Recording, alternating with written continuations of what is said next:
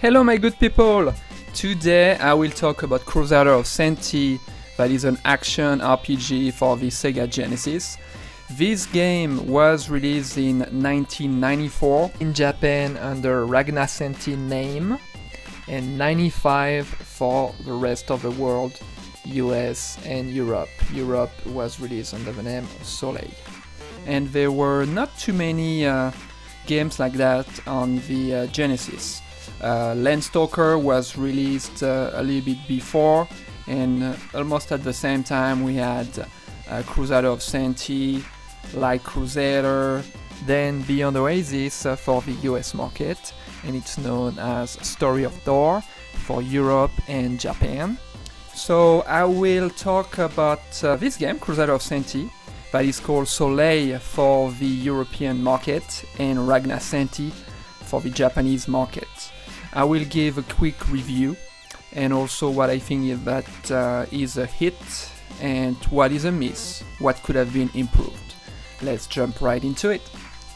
In the game's intro story, it explains that monsters live underground and that their population progressively started to grow. At some point, these monsters decided to get out of the dark and emerge on the surface. Humans were scared of them and conflicts began. Near the end of the game, however, you manage to talk to some of the monsters that were imprisoned in the king's castle, and they explain to you that they were imprisoned just because they were monsters and different. They try to explain to the king that they mean no harm to humans, but he didn't want to listen. That's a pretty deep story, and we can definitely transcribe that to our societies, where we are usually scared of people that we don't know or who are different. So we see that the story is not as cliché as what we could think at the beginning of the game. This game has some good graphics. You can see directly in the intro, and it's the same in the outro.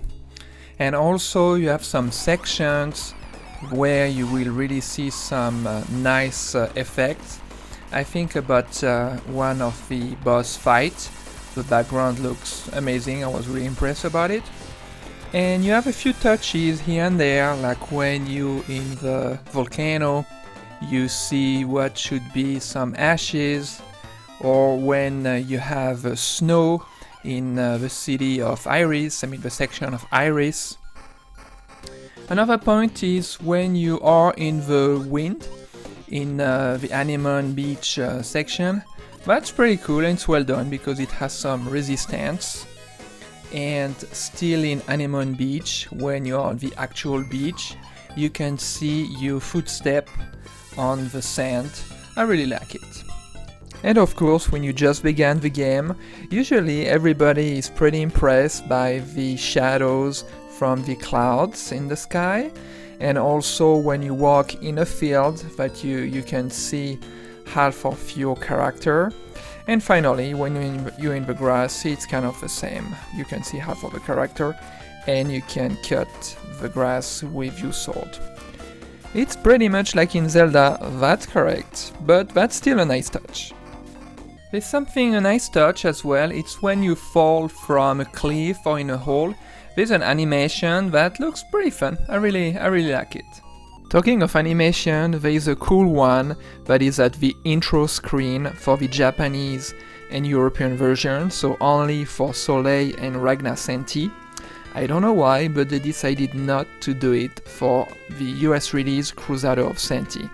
It's one of the many regional differences that these games have. I made a video just on that. You will see the link on the top right. Feel free to have a look at it if it's something that interests you. The controls are great in this game. It's very easy to learn them and to maneuver Corona, the hero. The only two things that are not so good is that when you cut grass with your sword, you really have to be on top of the square you want to cut. and also in these sections when you're on the side of a cliff, I feel like it's almost too easy to fall down. The hit detection should be slightly better, in my opinion. They included other nice touches. For example, when you are in Camellia Desert, at some point you will see sand blocks that spell the name of the US publisher, Atlas, and if you play the game with the Soleil European version or with the Ragnacenty Japanese version, it would be Art Tech. In another section, when in the sky actually, at the place of peace, you will uncover some tiles, and on the US release it shows Mac, and in the other releases it's DOG, dog, and this is used actually to give you a hint regarding what you have to do when you're in front of the door after this section. So that's pretty cool, I think. I really like the music, and it stayed in my mind most of the time when I was playing this game, and usually when it's the case, it's that the music is good, and I would say absolutely in this case.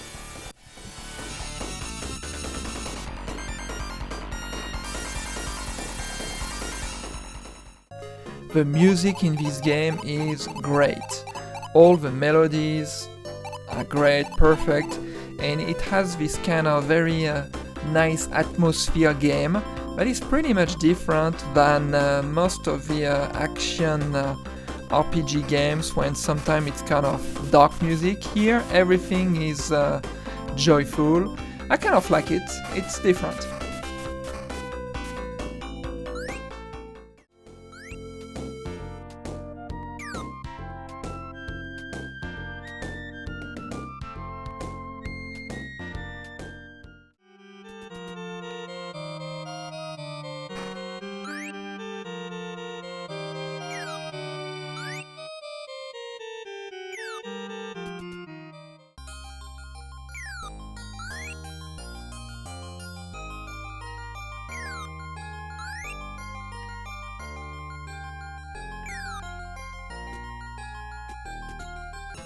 There's a music that sounds really like it could have been in a Sonic game. I don't know what you think about it, but I think it's interesting.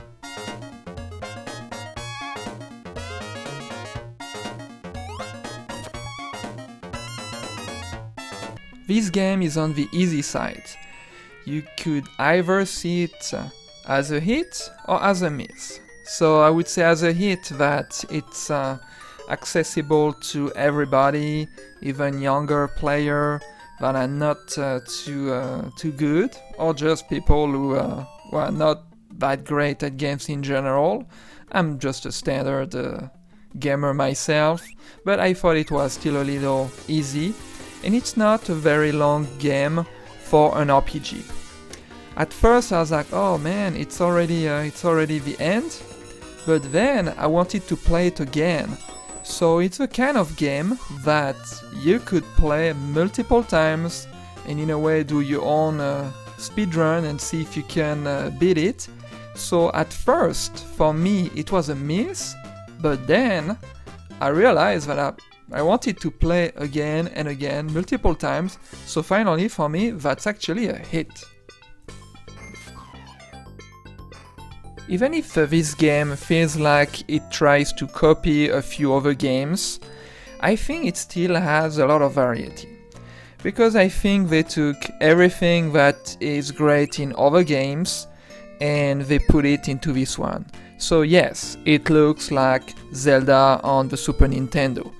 This overview, the fact that you can cut grass like in Zelda, the clouds, there's a lot of things like in Zelda. That's right, but I think that's a good touch. Also on the Tower of Babel, there is this kind of rope, or then it looks like if it's the magic bean in Mario that allows you to go to the place of peace. I think that's definitely Mario, but I think it's kind of cool. It's kind of fun in a way. And we see a cameo of Sonic in Anemone Beach. So hey, now we see it's on a Sega game. Pretty cool as well. I was saying there's a lot of variety just in all the levels. It's a lot of different ones. You will always see the same things in a lot of games, but this one gets all of them. So you have a regular level with a sunny sky. You have the lava in a volcano level. You have a desert with a pyramid level. You have the ocean / beach level with wind. You have the water level where it's difficult to progress because of the water. The ice level. The mountain level. The level where it's snowing. So all of that, it's been seen a lot of time, but it's all there in this game, so it's pretty cool. And another point as well, it's that we have this view between levels, that is a map, that is just like in Super Mario on Super Nintendo. I think it's always nice to see where you're at in the level. I know it's not really in a way open world, but it works as well in my opinion. Talking about variety, there's only once where you're not the main hero. I mean, you are, but you transform in this kind of blob. That's fine. It just once. It could have been used multiple times, like in other games, but that's fine. And talking about variety, this game has a lot of animals, and that's where it's different than any other action adventure game, because this time it tries to be different. So instead of having swords for different things like an ice sword, fire sword, this time you need an animal to have in a way the same kind of effect. And it's the same for a bomb. You have the animal who is basically a bomb, that when you use it, it explodes and all the enemies get killed on the screen. You have the animal that makes you run faster. In a standard game, basically it would have been a pair of boots that allow you to run faster. So it's a nice touch to do that. It's in a way it's a little bit like if it's a Pokemon game, but anyhow, Pokemon games were released after '96, but I just wanted to point this out. Overall, it's a pretty good game. It has a different approach than most of the RPGs. It's a little bit on the easy side, but I would say that as soon as you finish it, usually you want to play it again a second time. That's what happened to me, and trying to go through it like real quick and maybe find a few apples of life if you miss some. It's not a very deep RPGs with a lot of secrets and things to discover. It's a little bit on the easy side, but it's refreshing as well to have some RPGs like that, and not only RPGs that are super long and that you have to grind for. So I definitely recommend it.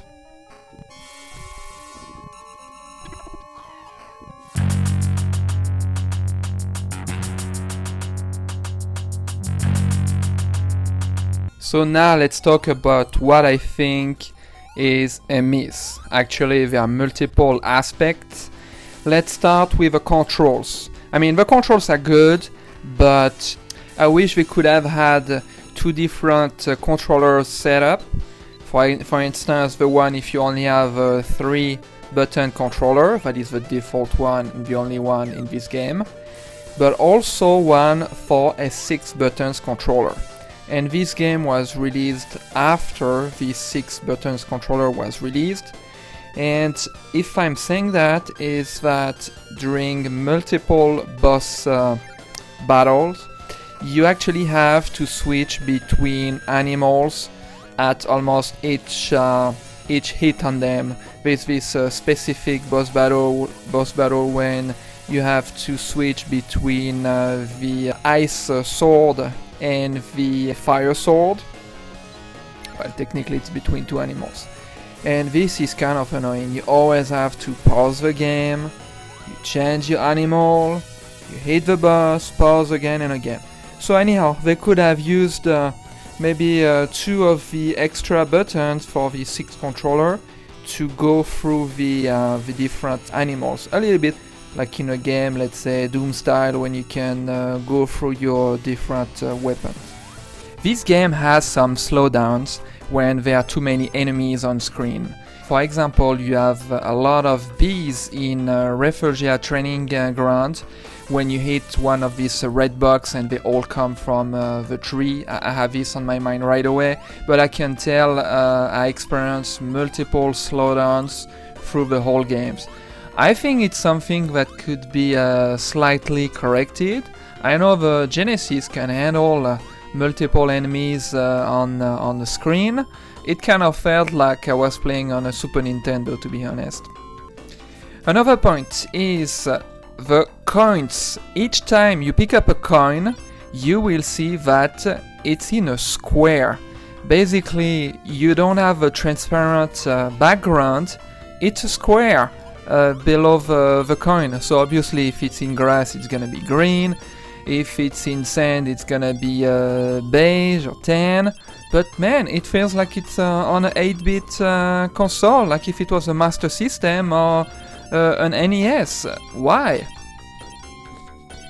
Talking about the coin system, I think it's pretty much worthless, because the only thing that you have to buy that is expensive, it's 1 apple of life. That is for $800 in the mermaid stand at the beginning of the game in Soleil Stone playground. It's the main purchase, and of course there's 3. There's the cat that resurrects you when you die. This one is pretty, it's a pretty good one to have, it's not very expensive. And you have 2 other animals that, to be honest, I never used. There's the bat that gives you invincibility for some time. It's kind of short actually. And the other animal is green thing that actually does the same effect as a bomb in a regular RPG. Actually, it's not a bomb, it's more like if it's an electric blast and it kills everybody around you. So these 3 animals could be purchased, but that's it. It's not like in other games when you can purchase like different weapon, equipment, but in this case it's replaced by animals. But I don't know, it was kind of worthless, or at least they should have done something else than coins. This game tried to be different, so why not also change, instead of having a coin system, put anything else? I don't know. In the first part of this video I said that there are some very nice graphics, but there are also some poor graphics where it definitely looks grainy.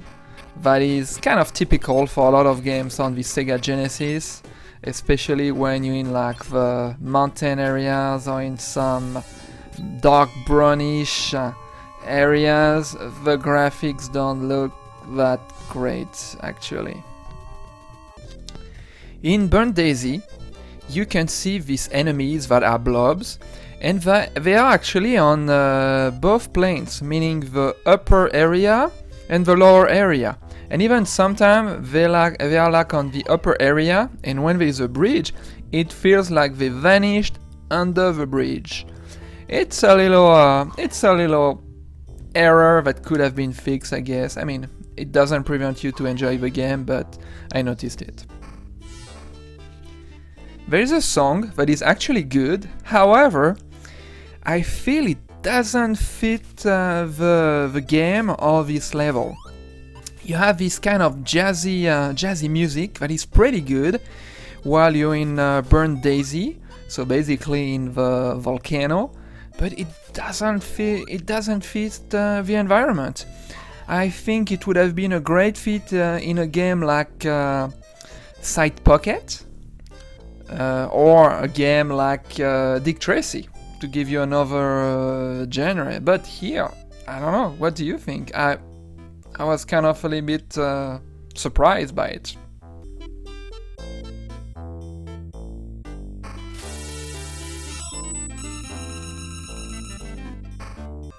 In the dialogue for the US translation in Crusader of Centy, I noticed a typo. At some point there is a word spelled no edge instead of knowledge, so basically there's an L missing.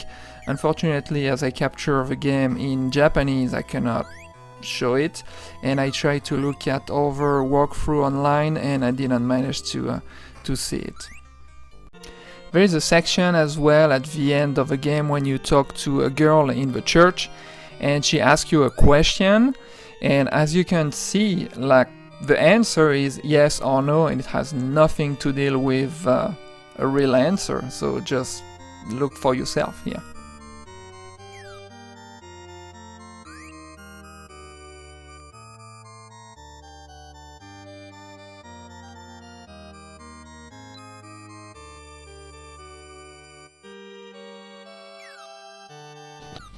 So yes, the translation for the US market could have been a little bit more polished. When you look at the back of the box to Crusader of Centy, you can read enormous games with over 40 hours of enchanting gameplay.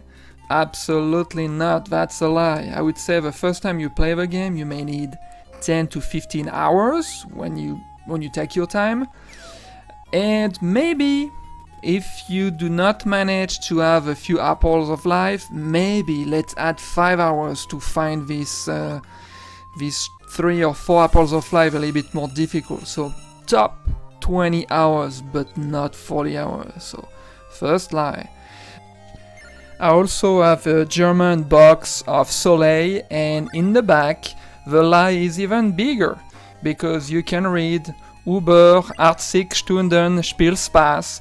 Basically, it means over 80 hours of fun. Well, yeah, if you play the game 4, 5, 6 times, but no, it's even more crazy here.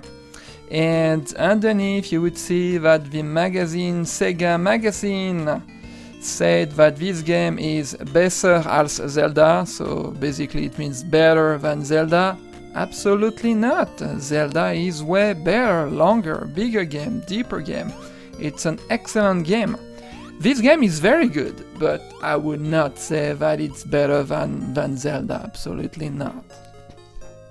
I thought the story was pretty good, especially when you arrived till the end and you talk to these monsters. However, when you finish the game, the ending animation, the ending sequence, it's nice, but it doesn't provide much, and the story kind of ends like this. Well, I thought they could have done a better job on it. So to finish, let's talk about what could be seen as a miss, and in another case, what could be seen as a hit. I mentioned a few of these aspects as a hit in the first section of this video. Now let's think about it like if it was a miss. So the first thing is that this game is easy, and especially during boss fights. These boss fights, it's like absolutely no challenge. I don't think I've ever died in any of them. Like each time the first encounter with a boss, I managed to kill him. A few bosses you just have to try different weapons, I mean different animals or sometimes animal combination to see what you have to do, but otherwise there's no challenge for that. At the end of the game you have to beat 5 sub-bosses before having to fight against the main and final boss. It's extremely easy, and after each fight you can save your game, so that really gives you absolutely no challenge. It's so easy, and I think that's a miss. And the game is really short. For an RPG, usually you like to have, I would say, 10 hours to 10 good hours when you kind of know the game. But this one, I think when you know the game, you can finish it in 2.5 hours, 3 hours max, I would say. So yeah, it's definitely short. If you like games like Zelda, A Link to the Past on the Super Nintendo, or Landstalker on the Sega Genesis, these are two amazing action RPG. This game here, Crusader of Centy, you may like it, but you definitely gonna be missing something, because as I say, it's really short and it's not very deep, meaning you don't have a lot of things to explore, you don't have a lot of puzzles, nothing, no hidden rooms, no hidden anything, there is no portals. It feels like the world itself, it's kind of small. So if you're looking for a big deep game RPG, this is not the one. Another point is that usually when you play an RPG, you like to upgrade your sword, equipment, your armor, your boots, and get some money to purchase it. In this one you have animals that replace it, but it's not that deep either. It doesn't go far, it's pretty basic. The only challenges I can see is mainly to get a few apples of life. Sometimes you see them, but you don't really know how to get these. And there are also 2 apples of life for which you have absolutely no hint, and you may just not know that they are somewhere in the world, unless you look at your livestock, basically apples, at the end of the game, and you may think, oh, I'm missing 1 or 2 apples of life. That's how I saw that I was missing 1, and I looked everywhere to get it. It was the apple of life in Hot Daisy. To summarize, I think it's an easy game, but very enjoyable. I think it's very good. If you expect to have a game as deep as Zelda or Landstalker, it's not the case, but at the end I think it's original, and after you finish it once, as it's not too long to go through it, you may want to go for another walkthrough. Let me know what you think about this game, let me know if you have the same opinion as me, or if you don't agree with some of the points I mentioned. And I will catch you next time. I want to thank you for watching the video. Don't forget to comment, like, subscribe, and share.